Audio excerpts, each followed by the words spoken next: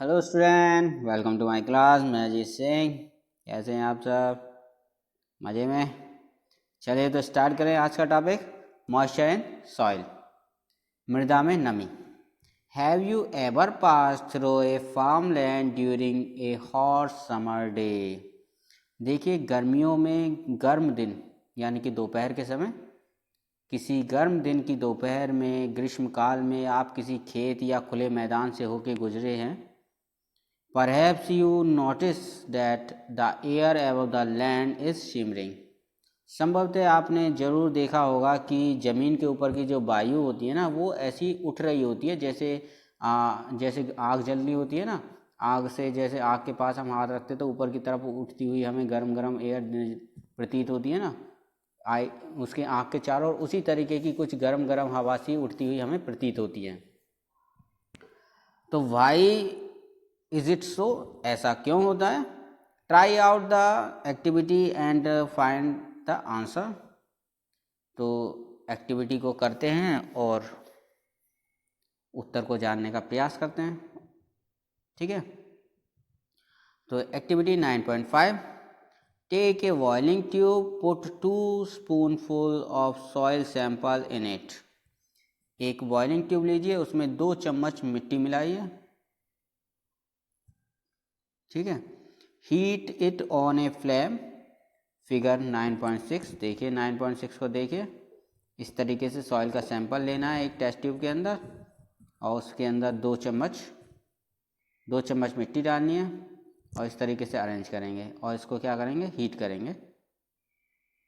Heat it on a flame and observe it, late us find out what happens upon heating. चलिए पता करते हैं गर्म करने पर क्या होगा। ठीक है, do you see water drops anywhere? If yes, where did you find them? Do you see water drop? क्या आपको कहीं जल की बूंदें दिखाई देती हैं? यदि हाँ, तो किस स्थान पर दिखाई देती हैं? On heating, water in the soil evaporate, moves up and condense on the collar inner wall of the uppermost part of the boiling tube.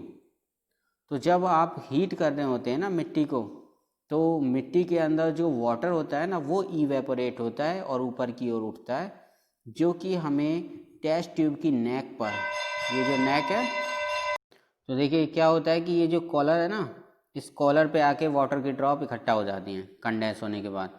और ये वाटर की ड्रॉप आई कहाँ से? ये मिट्टी से आई। मिट्टी के अंदर वाटर होता है ना, नमी होती है, तो गर्म करने पे वो वाटर इवेपोरेट हुआ और ऊपर आके टेस्ट ट्यूब की नेक पे आके कंडेंस हो गया, वाटर की ड्रॉप में कन्वर्ट हो गया।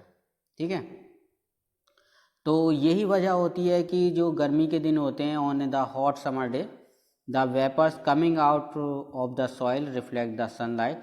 तो यही कारण होता है कि जब सूर्य के प्रकाश की वजह से तो लैंड हमारा गर्म हो जाता है, सॉइल मिट्टी गर्म हो जाती है। अब मिट्टी गर्म हो जाने की वजह से उससे निकलती हैं वेपर्स, उठने लगती हैं और जो हमें सिमर लाइक प्रतीत होती हैं, जैसे कि उठ रही हो ऊपर की ओर, कोई गैस सी निकल रही हो, उस तरह की हमें एयर प्रतीत होती है। After heating the soil, soil को गर्म करने के बाद, टेक इट आउट, अब इसको बाहर निकाल लीजिए टेस्ट ट्यूब से। Compare it with the soil which has been not been heated, अब इसको कंपेयर कीजिए, तुलना कीजिए उस मिट्टी के साथ जिसको आपने गर्म नहीं किया है। And note the difference between the two, और इन दोनों मिट्टियों के बीच में डिफरेंस को नोट कीजिए। ठीक है, absorption of water by soil, मृदा द्वारा जल का अवशोषण। Do all the soils absorb water to the same extent? Let us find out. क्या सभी प्रकार की मृदा समान मात्रा में जल का अवशोषण करती हैं? आइए यह जानने का प्रयास करते हैं, फाइंड आउट करते हैं। ठीक है, ये जानने की कोशिश करते हैं या पता करते हैं। कोशिश नहीं करते, डायरेक्ट पता ही करते हैं। ठीक है, चलिए पता करें फिर। Activity 9.6, take a plastic funnel. एक प्लास्टिक की फनल लेंगे। फनल आपको पता होगी, घर में भी आपने देखा होगा, इस तरह की एक कीप नुमा स्ट्रक्चर होता है इसको लेबोरेटरी में हम फनल कहते हैं, यानी कि लैब जो होती है हमारी उसमें हम इसको फनल के नाम से जानते हैं।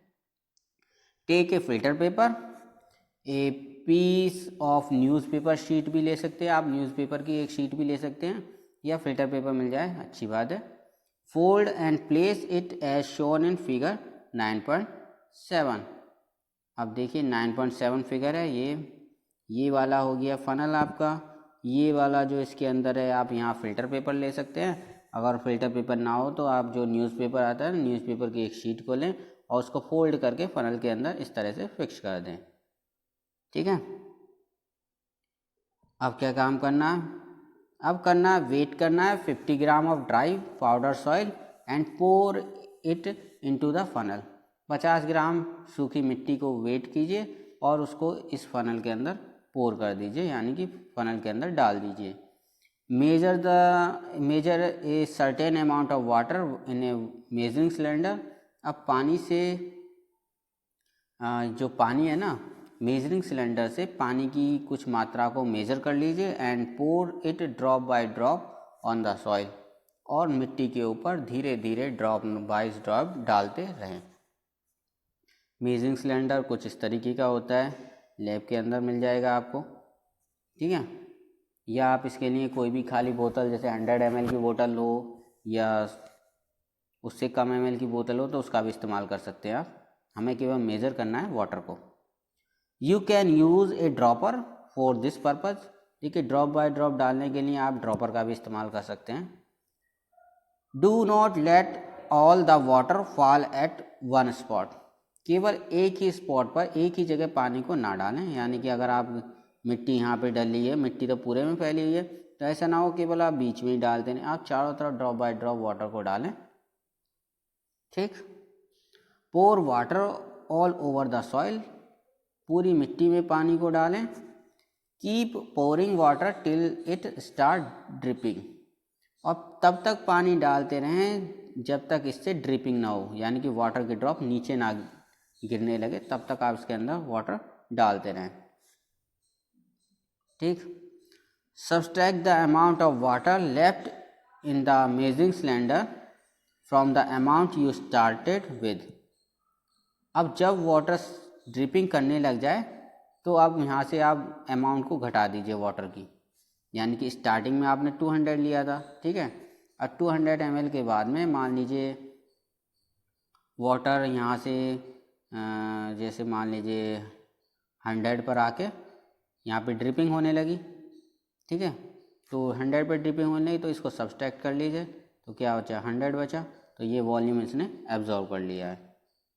ठीक है, समझ में आया। देखिए, समझने की बात ऐसे कीजिए, यहाँ मान लीजिए आपके पास यहाँ पे था 200 ml पूरा वाटर आपने मेज़र किया था।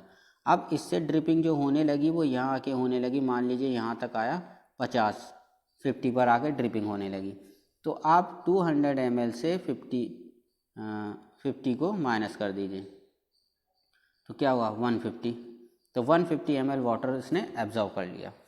समझ में आया, ऐसे करते हैं इसको। अब देखिए क्या करेंगे, this is the amount of water written by the soil. ये अमाउंट होगी वाटर की जो सॉइल ने एब्जॉर्ब कर ली है। Record your result in your notebook in the following manner. अपनी नोटबुक में इस तरह से रिजल्ट को मेंटेन कीजिए कि 50 ग्राम आपने सॉइल ली थी, इनिशियल वॉल्यूम आपने जो भी लिया 100 ml लिया हो या 200 ml, जो भी इनिशियल आपने वॉल्यूम लिया, यानी कि मेजरिंग सिलेंडर से आपने सबसे पहले कितना वॉल्यूम लिया था उसको यहाँ पे लिखेंगे। फिर फाइनल वॉल्यूम लिखेंगे, फाइनल वॉल्यूम क्या आया, यानी यहाँ पे क्या यूनिट आई, जब ड्रिपिंग होने लगी तो क्या यूनिट आई। फिर उसके बाद में लिखेंगे वॉल्यूम एब्जॉर्ब, यानी कि ऊपर वाली रीडिंग को नीचे वाली रीडिंग से माइनस करेंगे तो वो यहाँ पे आ जाएगी final volume of water absorb by the soil. Soil के द्वारा कितना पानी एब्जॉर्ब किया गया वो यहाँ पे आ जाएगा। Weight of soil, weight of water absorb by the soil, और ग्राम में निकाल लीजिए, इसको वेट कर लीजिए। 1 ml water has weight equal to 1 gram. 1 ml पानी का जो भार होता है वो लगभग 1 ग्राम होता है, तो इस तरीके से आप इसको ग्राम में भी कन्वर्ट कर सकते हैं। परसेंटेज ऑफ वाटर एब्जॉर्ब अब कितना वाटर एब्जॉर्ब हुआ इसकी परसेंट निकालनी है आपको, तो इसके लिए क्या करेंगे आप, वॉल्यूम देखेंगे, वॉल्यूम कितना आया, यानी कि आपका वॉल्यूम मान लीजिए 100 आया था कि 100 ml वाटर एब्जॉर्ब किया, कितने सॉइल थी, कितनी 50 ग्राम सॉइल ने 100 ml वाटर को एब्जॉर्ब किया, तो उसको आप इससे काट लेंगे 2 से, और यहाँ आ जाएगा 200%, यानी कि दुगना वाटर एब्जॉर्ब कर लिया इसने। तो इस तरीके से आप परसेंट निकाल सकते हैं। यहाँ पे जो होगा क्रॉस का निशान भी होगा, यानी कि मल्टीप्लाई होगा, u minus V upon 50 into 100, इस तरीके से है ये फॉर्मूला। ठीक है, repeat this activity with different soil samples, अलग अलग सॉइल सैंपल के साथ में इस एक्टिविटी को रिपीट कीजिए, दोहराइए। Would you get the same result for all the samples, क्या आपको सभी सैंपल के साथ एक जैसा परिणाम मिलता है। Discuss the result with your friends, अपने मित्रों के साथ में रिजल्ट को साझा कीजिए। And answer the following question, और फॉलोइंग क्वेश्चन के आंसर दीजिए। विच soil would have the highest percolation rate, कौन सी मिट्टी का परकोलेशन रेट सबसे ज़्यादा होगा। विच soil would have the lowest percolation rate, कौन सी मिट्टी का रेट परकोलेशन रेट सबसे कम होगा। Boojho hear from his neighbour that 8 to 10 days after the rain, 8 से 10 दिन बाद वर्षा के, बूजो ने सुना अपने पड़ोसियों से, the level of water in pound और वेल राइज, कि तालाब और कुओं का जो पानी है, पानी का जो लेवल है तालाब और कुओं में बढ़ गया है। Which type of soil will allow water to reach a well faster and the greater amount. ठीक है, विच टाइप ऑफ सॉइल, किस प्रकार की मृदा सबसे अधिक मात्रा में जल धारण करती है और किस प्रकार की मृदा सबसे कम। Which type of soil retain highest, ठीक है, कौन सबसे ज़्यादा करती है और कौन सबसे कम करती है। Can you suggest any method to let more rain water percolate and reach water underground, क्या आप कोई और विधि बता सकते हैं जिससे अधिक वर्षा का जल परकोलेट होकर भूमि जल में चला जाए, अंडरग्राउंड हो जाए। ठीक है, समझे, कोई डाउट किसी तरह का। हाँ, ये बूजो हियर्ड फ्रॉम हिज नेबर, बूजो ने अपने पड़ोसियों से सुना कि 8 से 10 दिन बाद तालाब और कुओं में जल का स्तर बढ़ जाता है, तो किस प्रकार की मृदा से जल सबसे कम समय में और सबसे अधिक मात्रा में परकोलेट होकर कुएं तक पहुंचेगा। तो कौन सी मिट्टी होगी, कौन सी मृदा होगी जिससे परकोलेट होकर वाटर जो होगा कुएं तक पहुंचेगा, या विच टाइप की सॉइल, किस तरह की सॉइल होगी जो वाटर को ज़्यादा रिटेन करती है, कौन सी कम करती है। तो और कोई मेथड हो आपको वाटर रिटेन करने का तो आप उसको भी बता सकते हैं। ठीक है, चलिए अब आगे की तरफ बढ़ते हैं। सॉइल एंड क्रॉप्स, मृदा और फसलें। Different types of soil are found in different part of India, भारत के विभिन्न क्षेत्रों में विभिन्न प्रकार की मृदा पाई जाती है। In some part there is clay soil, कुछ क्षेत्रों में क्ले सॉइल पाई जाती है, यानी कि मृदु मृदा बोल देते हैं इसको। In some part there is loamy soil, और कुछ भाग में दोमटी मिट्टी पाई जाती है। और will the some other part sandy soil, और कुछ भागों में बालुई मिट्टी पाई जाती है। Soil is affected by wind, rainfall, temperature, light, humidity.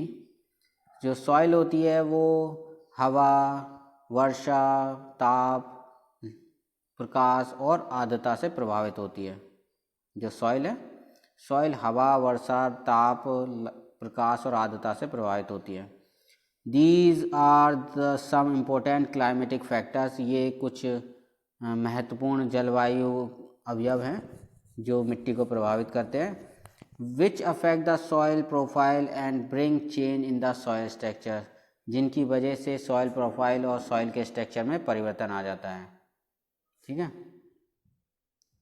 The climatic factor as well as the component of soil determine the various type of vegetation and crop that might grow in any region।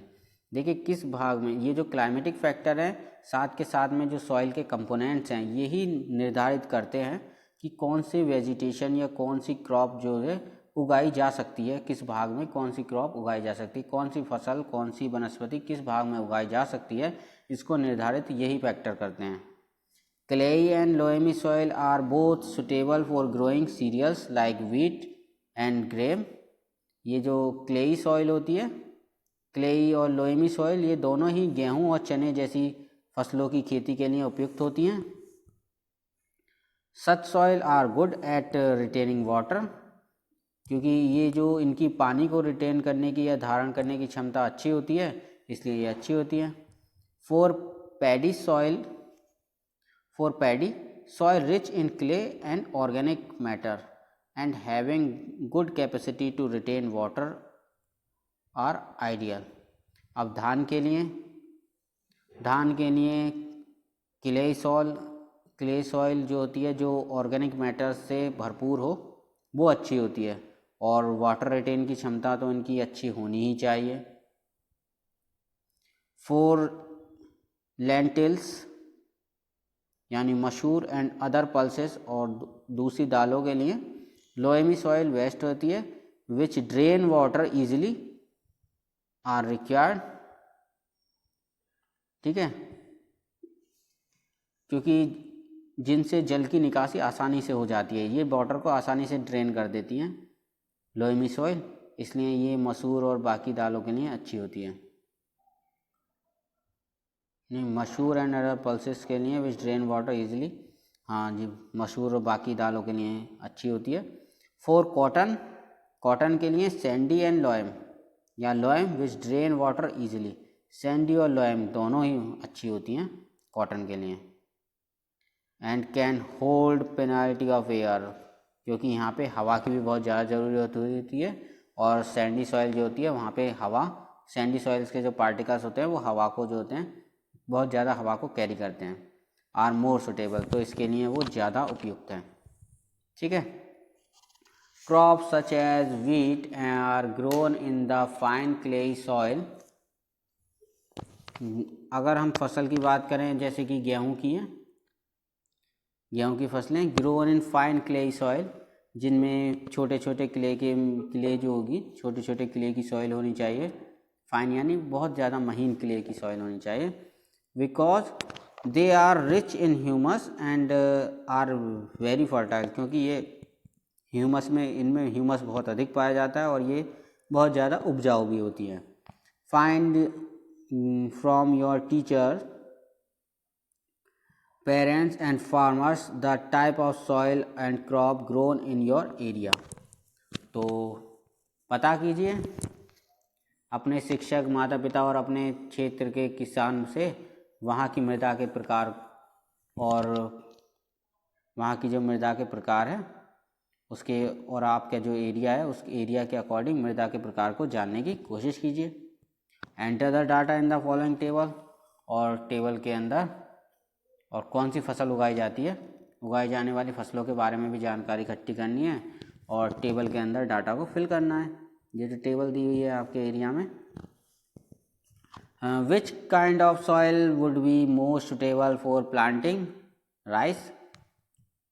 तो धान के लिए कौन सी प्रकार की मिट्टी की सबसे अधिक उपयुक्त होगी। Soil with a higher and lower rate of percolation, ऐसी मिट्टी चाहिए जिसमें हायर और लोअर रेट ऑफ परकोलेशन हो, जिसमें परकोलेशन की दर अधिक हो अथवा जिसमें यह दर कम हो। कौन सी अच्छी लगेगी प्लांटिंग के लिए। अगर आप प्लांटिंग कर रहे हैं राइस, अगर आप चावल बोने वाले हैं तो आपको परकोलेशन की दर अच्छी चाहिए या कम वाली चाहिए।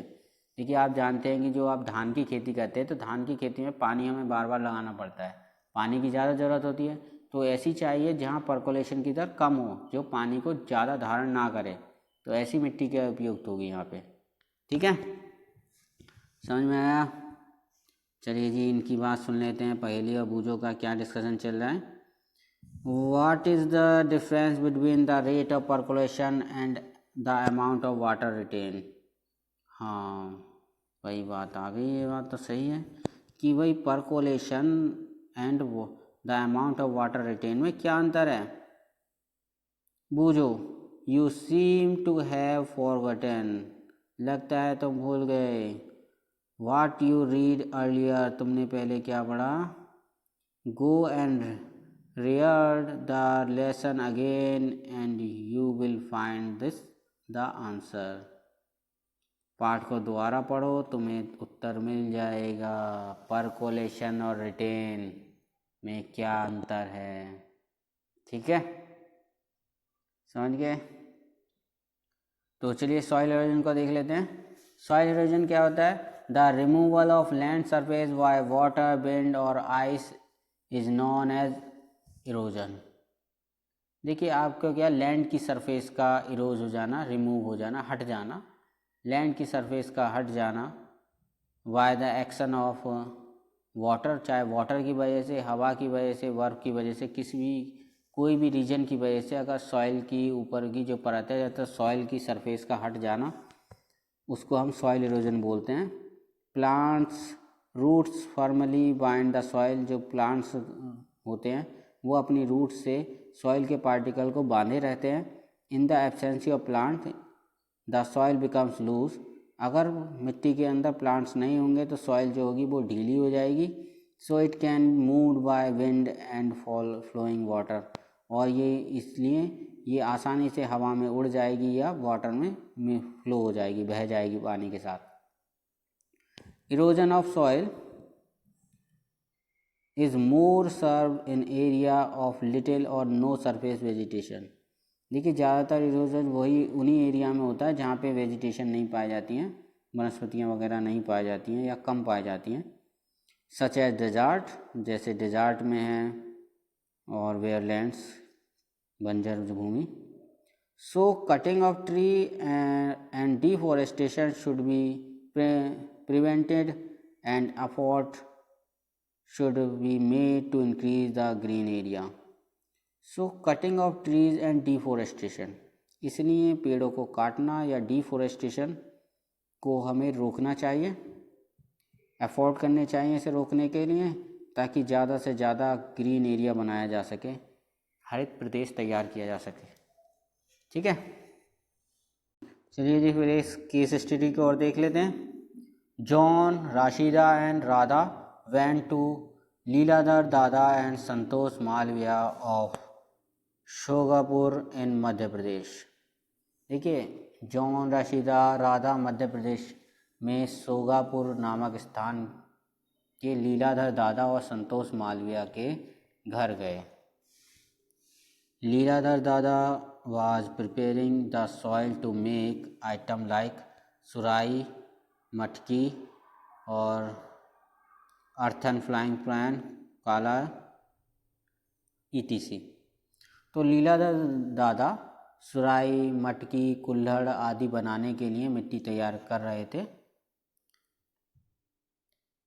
The following is the conversation that all had with Leeladhar dada. उन तीनों ने लीलाधर दादा के से उनके कार्य के विषय में जो बातचीत की वो इस तरह से है। तो सबसे पहले कौन आए, John. Where was the soil obtain from, आप मिट्टी कहाँ से लाए थे। ये जॉन ने पूछा है कि आप मिट्टी कहाँ से लाए। दादा ने जवाब दिया, we brought the black soil from a piece of barren land, हम किसी बंजर भूमि से काली मिट्टी लाते हैं। ठीक है, तो उन्होंने पूछा आप मिट्टी कहाँ से लाए हैं, तो दादा ने जवाब दिया हम एक बंजर भूमि से काली मिट्टी लाए हैं। तो उसके बाद में देखिए फिर से जवाब दिया इधर, फिर राधा ने पूछ लिया जवाब। राधा ने कहा how is the soil prepared, मिट्टी को कैसे तैयार किया जाता है। तो अब देखिए दादा क्या जवाब देते हैं। Dry soil will be placed in a large tank and would be clean of pebbles etc। तो जो सूखी मिट्टी को हम एक बड़ी सी टंकी में डालकर उसमें से कंकड़ पत्थर आदि को बीन लिया जाता है, बीन लेते हैं। After removing these things soil will be soaked for around 8 hours. इन सब चीज़ों को बीनने के बाद, हटाने के बाद मिट्टी को लगभग 8 घंटे के लिए भिगो दिया जाता है। The soil would be knead after mixing horse dung. अब इस मिट्टी में घोड़े की लीद की कुछ मात्रा मिलाकर उसे गूँथ लिया जाता है। घोड़े की लीद की मात्रा मिलाकर इसको गूँथ लिया जाता है। The need soil would be placed on the wheel and given appropriate shape. अब जो गुथी हुई मिट्टी है, गुथी हुई मिट्टी को चाक पर रखकर उचित आकार दे दिया जाता है। The final shape would be placed, the final shape is given with hand. और जो इसका अंतिम शेप जो दी जाती है, आकार दिया जाता है, वो हाथ से दिया जाता है। The item are coloured after 3 days of drying. 3 दिन सुखाने के बाद इस पर आप कलर कर सकते हैं। All the items are baked at high temperature after drying in the air. हवा में सुखाने के बाद ये सभी आइटम्स को बहुत ज़्यादा उच्च ताप पर बेक्ड किया जाता है, पकाया जाता है। ठीक है, अब राशिदात की बारी आई है। राशिदा क्या कहती हैं? What is the horse dung mixed in? नहीं, why is the horse dung mixed in the soil? मृदा में घोड़े की लीद क्यों मिलाई जाती है?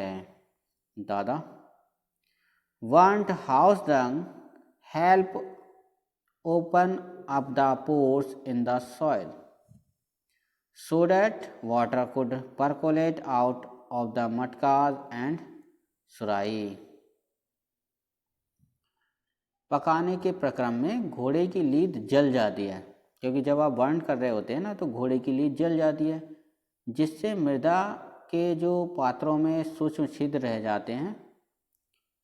इसी कारण मटके और सुराही से जल परकोलेट होकर उनकी बाहरी सतह तक आ जाता है। समझे? Evaporate and cools the water inside. तो जल इवेपोरेट करेगा और अंदर के पानी को ठंडा रखेगा। वहाँ से ये वाष्पित हो जाता है। जब बाहर आ जाएगा, बाहर आने के बाद ये वाष्पित हो जाएगा और वहाँ से जो मटके में पानी, इसीलिए ठंडा रहता है। यू नो सुराही, एक minute, you know Sogapuri surahi and matkas are famous in far off place like Jabalpur, Nagpur, Prayagraj. देखिए, आप जानते हैं सोगापुरी की जो सुराही और मटका है वो फेमस हैं बहुत दूर दूर तक, जैसे जबलपुर, नागपुर, प्रयागराज, जो कि इलाहाबाद भी कहते हैं जिसे। ठीक है, समझ में आ गया? तो जी, इसके बारे में कुछ पता चला भाई? बूझो और पहेली का डिस्कशन समझ में आया? परकोलेशन रेट और भाई रिटेन, वाटर रिटेन क्या होता है? देखिए, परकोलेशन रेट में आता है टाइम के साथ में कि कितना वाटर कितने टाइम में एब्जॉर्ब हुआ। जबकि हम बात करते हैं वाटर रिटेन की, तो वाटर रिटेन में क्या आता है? कितना वाटर कितने ग्राम सॉइल ने रिटेन किया। समझे? आ गया ना? यहाँ पे टाइम को देखा जाता है, कितने टाइम में कितना वाटर एब्जॉर्ब होता है। यहाँ पे दिया जाता है कि कितना वाटर कितने ग्राम सॉइल ने एब्जॉर्ब किया। यहाँ पे सॉइल की अमाउंट होती है। तो ये एक जनरल सा डिफरेंस है। आई होप आपकी समझ में आया होगा। ठीक है, समझ गए बच्चों? तो फिर आज का लेक्चर यहीं पे ख़त्म करते हैं। मिलते हैं नेक्स्ट वीडियो में। तब तक के लिए tata, bye bye, take care, keep watching the video. Thank you so much.